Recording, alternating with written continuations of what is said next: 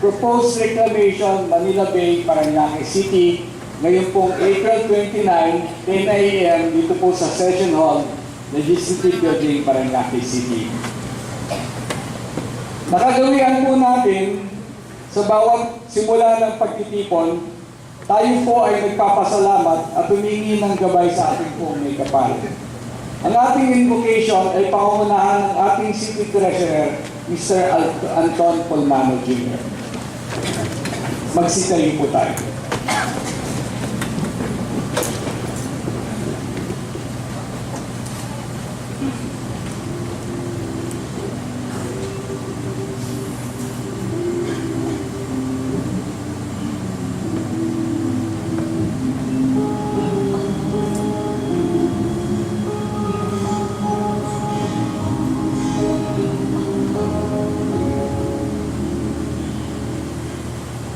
Panalangin sa bayan.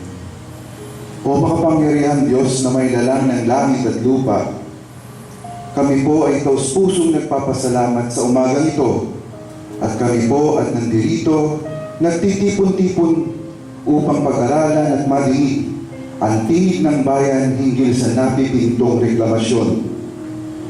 Gabayan mo po ang bawat isa sa amin at puspusan ng iyong talino at kaliwanagan na kung saan ito ay magagamit namin sa ikabubuti ng lahat.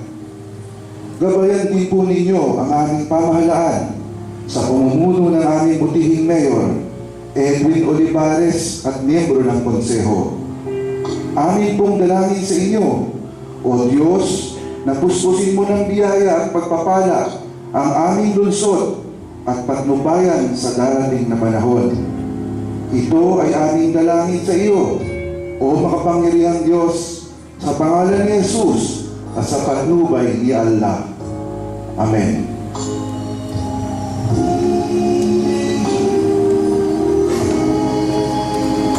Maraming salamat, Pres Anton. Manatili po tayong nakatayo at sabay-sabay nating awitin bilang simbolo ng pagkaisa bilang Pilipino ang ating pambansang awit.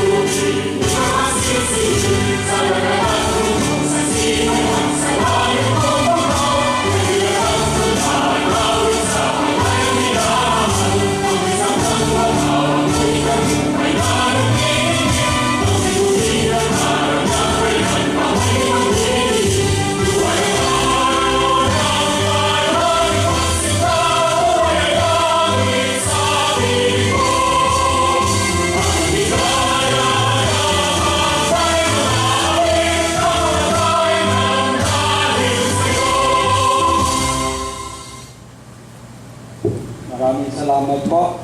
Ngayon po, i-welcome po natin para magbigay ng kanyang opening remarks ang ating City Administrator, Honorable City Administrator D. Soriano. Thank you very much, Kuya G. Magandang umaga po sa ating lahat. Good morning to all of us and welcome po sa ating first public consultation dito po sa issue ng reklamasyon po sa ating lungsod. Ang mahal po nating lungsod, Paranaque. Ladies and gentlemen, this morning, first of all, let me point blank tell you that the PPSC, or the Public-Private Partnership Selection Committee of the City of Paranaque, was never and was not created solely for the purpose of the reclamation issue we are now facing today. Way back in 2013, before the administration of now Mayor Edwin Olivares, exactly on April 18, 2013, the City Council of Paranaque passed City Ordinance number 13-06, creating what we call in the title of the ordinance, an ordinance pursuing a public-private partnership or PPP approach towards development providing for the procedure for the selection of the private sector proponent, adopting a contract management framework, and providing for operations and for other purposes, which is otherwise known as the PARAñAQUE Integrated PPP Code. Because of this, I find it more approachable, to say the least, to give you the chronological issue why we are here today this morning. Sometimes in May 2, let me read to you. This is a factual chronological event that transpired before this issue and today that lead us to this public consultation this morning. The records of the city government of Parañaque shows as follows. Number 1, sometimes in May 2, 2010, East Land submitted an unsolicited proposal to reclaim 100 hectares of land within the Manila Bay Area within the territorial jurisdiction of Parañaque City. Number 2, on November 22, 2012, the Sangguniang Panglungsod adopted resolution number 12-0556 authorizing then Mayor Florencio M. Bernardo Jr. to accept the unsolicited proposal of East Land for the reclamation and development of certain areas in the Manila Bay Area on a joint venture agreement. Number 3, on 18 April 2013, Ordinance number 13-06, otherwise known as the City of Parañaque Integrated PPP Code, was enacted. Under this ordinance, it provides the different public-private partnership modalities that may be adopted by the city in undertaking a specified PPP project. And before I proceed, let me tell you this, that I am instructing now the Secretariat to produce a copy of Ordinance number 1306 as much as we could, and then give it to each and individual for those that we can accommodate this morning, for the purpose again of transparency and accountability.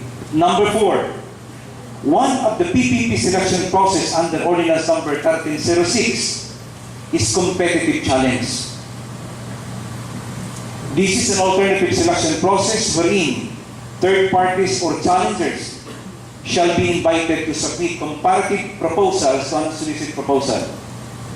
Accordingly, the private sector proponent, what we call under the ordinance as PSP, who submitted the proposal, or the original proponent for that matter, is accorded the right to match any superior offers given by the comparative PSP or public-private sector proponent. Number 6, in a letter again, September 11, 2013, East Land proponent to expand the areas of the proposed reclamation of 100 hectares, they again submitted a letter, this time increasing the intent to reclaim to 300 hectares or an additional of 200 hectares from that of the original proposal of 100 hectares.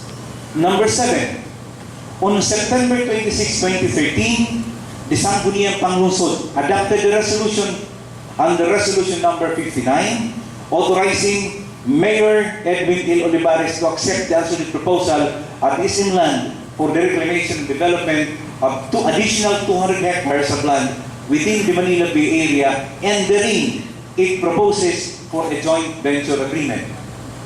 Number 8,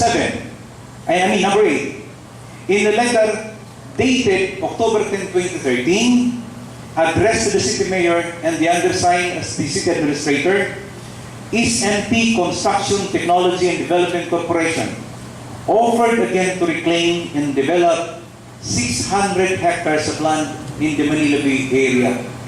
Number 9, in a letter dated October 30, 2013, Ayala Land Incorporated informed the city and this representation of its interest to participate in the proposed reclamation within the Manila Bay Area, and requested for that matter to conduct an open, competitive, and public bidding for this project through a solicited proposal against that of the ESM, which is an unsolicited one.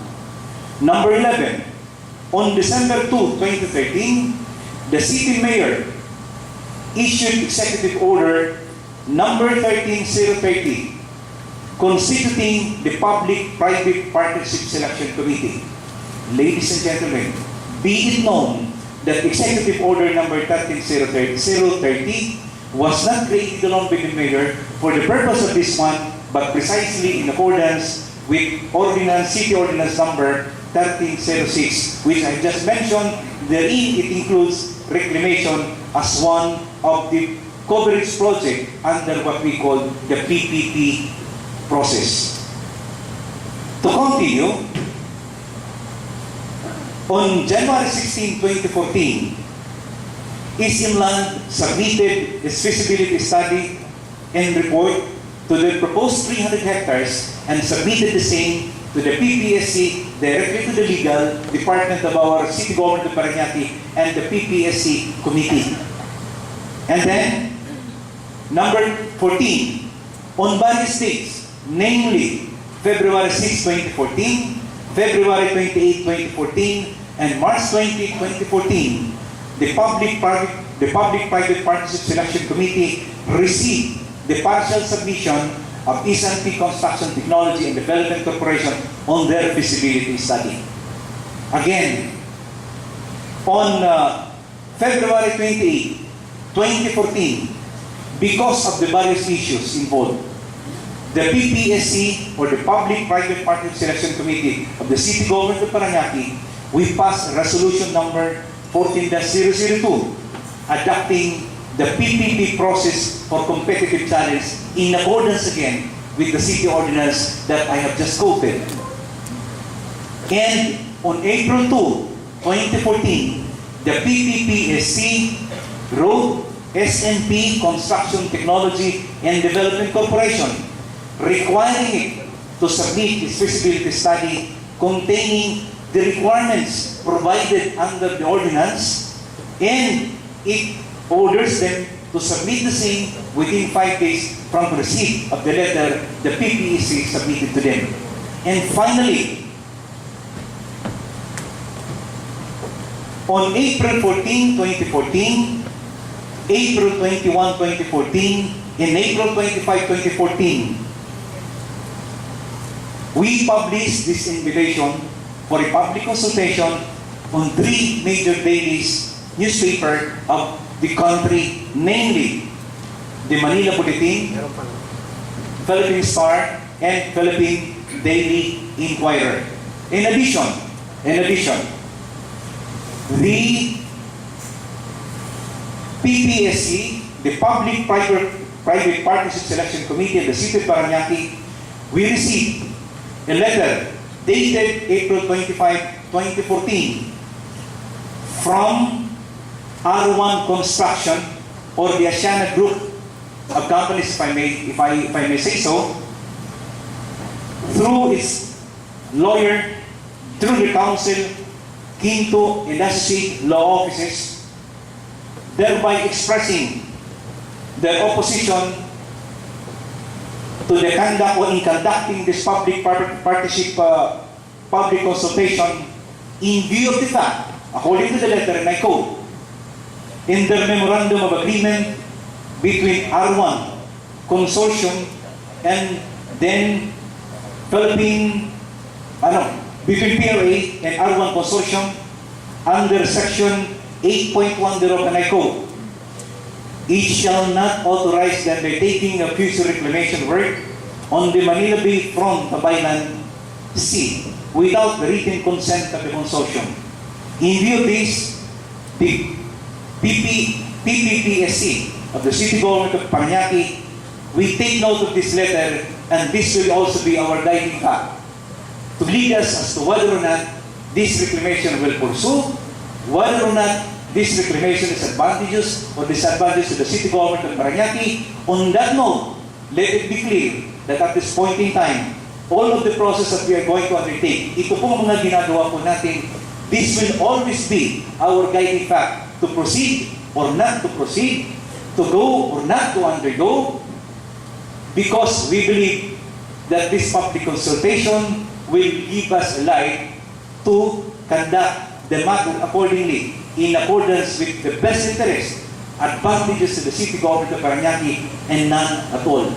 And therefore, I have to end my note this morning that this is purely on the ground of transparency, good governance, and purely consultation that will guide us all the way on the part of the PPSC and as chairman of PPSC, together with our members, to guide us always the matter of reclamation issue in the city government of Parañaque or in the area of jurisdiction of Parañaque City.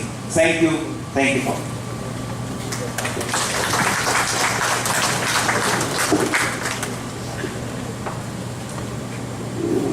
Thank you, Admin Ding. Ito po yung para yung mga wala pong program, ipapaliwanag ko lang po yung sequence of presentation natin ngayong araw. No? Ngayon po, papakilala ng ating secretary, si Romel Prias, ang mga members ng PPPSC. Tapos, hihingan po natin yung dalawang proponent na nabanggit ni Admin Ding Soriano, yung SM Land and SNT Construction Technology Development Corporation para magpresenta po sa kanilang proposal. After that po, hihingan po natin yung mga position na invite natin ng mga government agencies. Kasama po dito ang DENR, DPWH, PhilBox, PRA at NEDA. Ngayong umaga din po, kasama natin yung mga groups with different advocacies. Sila po ay magbibigay ng position paper at magbibigay din ng kaunting paliwanag sa kanilang position regarding reclamation. Ito po yung Safe Parañaque Movement, the Archdiocese of Manila, the Alliance for Stewardship and Authentic Progress, and Unified Marketing Service. Tapos po niyan, magkakaroon po tayo ng isang open forum at doon po magtatapos ang ating programa. Ngayon po, gusto ko imbitahan si Atty. Romel Prias, ang Secretariat ng PPPSC at ang City Legal Counsel natin po. Atty. Prias, palakpakan po natin.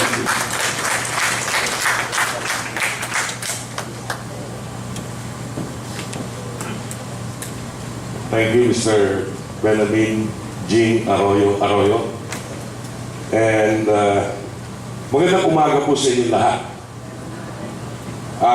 In addition to our chairman's statement regarding the filing of the position of the R1 Consortium through its counsel, Atty. Quinto, meron din po kami natanggap kahapon lamang na letter din ni Mr. Rodrigo de los Reyes, dated April 28, 2014, na kung saan sinasaad din niya ang kanyang posisyon dahil siya po ay nakatira sa gitna ng Parañaque at Las Piñas, kung saan po maapektuhan din siya pagka nagkaroon po ng reclamation. Lastly, dadagdag ko din po na ang PPPSC is cognizant of the fact that the Roman Catholic Archbishop of Manila, in a publication with the Daily Inquirer, also wrote an open letter to His Excellency Simeon Benigno C. Aquino III, where they also asserted their position as regards the reclamation, not only in Parañaque, but also the proposed reclamation on those that will be affected along Manila Bay. So that said, I would like to now proceed with the role that I was tasked by our committee to introduce the members of the PPPSC, the Public-Private Partnership Selection Committee, pursuant to Section 14 of the code of the ordinance that was stated by our chairman. The following voting members were designated by the city mayor pursuant to Section 14. Ang chairman po natin ay ang ating City Administrator na si Fernando C. Soriano. Ang susunod pong miyembro niyan ay ang ating konsehal na si Konsehal Rufino M. Alyanige, na siya rin po ang chairman ng Komite ng Land Use ng ating sanggunian. Ang inyong pong lingkod na si Romel A. Frias po ay umaaktong miyembro at sekretaryo po ng komite. Ang pang-apat po ang ating treasurer na si Mr. Anthony L. Pulmano bilang miyembro. Panglima po ang ating City Planning and Coordinating Officer na si Engineer Benigno Rivera, nandiyan po siya. Ang pang-anim po ay member ng NGO, representante ng NGO na si Mr. Rosendo Manahan, at another member of an NGO, Ms. Angie Enriquez. These NGOs are accredited by the Sangguniang na Palusod na Parañaque. So 7 po yun. And also, upon the recommendation of the PPPSC to the mayor designated non-voting members. Una po, ang ating COA, Commission on Audit po, na si Ms. Teresa D. Argana. Pangalawa po, ang ating director dito po sa Parañaque ng Department of Interior Local Government, na si Mr. Marco Cabuelos Jr. Meron din po tayong representante sa PRA o Philippine Reclamation Authority. Meron din po tayong non-voting members sa National Economic Development Authority. At ang panghuli po ay ang ating representante ng Department of Environment and Natural Resources. So yan po ang voting and non-voting members. Ang sumusuporta po sa aming komite para po matingnan lahat po ang mga bagay-bagay na mga issues na dinala sa amin at dadalhin nyo pa. Meron po tayong tinatawag na PPPSC Technical Working Group.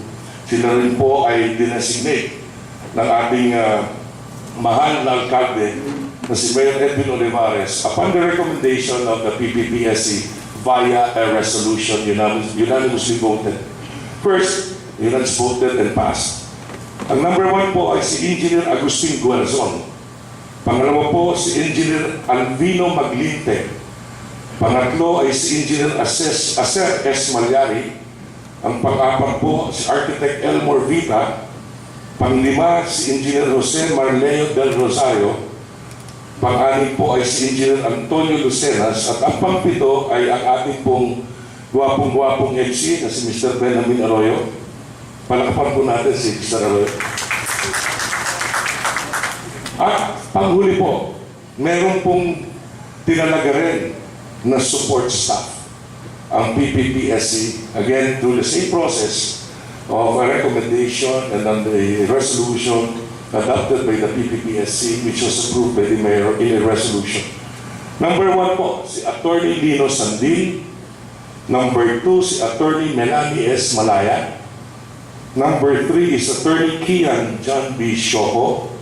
Number 5 po ay si Attorney Arvin Q. Tapia. At ang panghuli po ay si Engineer Rezalino Cortez Jr. Ito po, na mga binanggit ko mga pangalan, ito po ang nagko-compose ng ating Public-Private Partnership Selection Committee na tinalaga. Alinsunod sa ating Section 14 ng Ordinance Number 1306, which is known as the PPP Code of the City of Parañaque. Maraming salamat po sa pagkakataong pag-introduce sa inyo ng aming mga members dito sa aming PPPSC. Jim?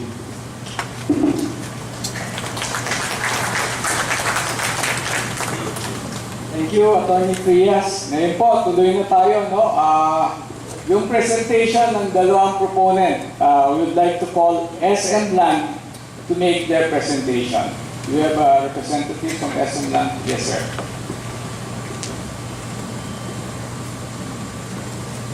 Please introduce you.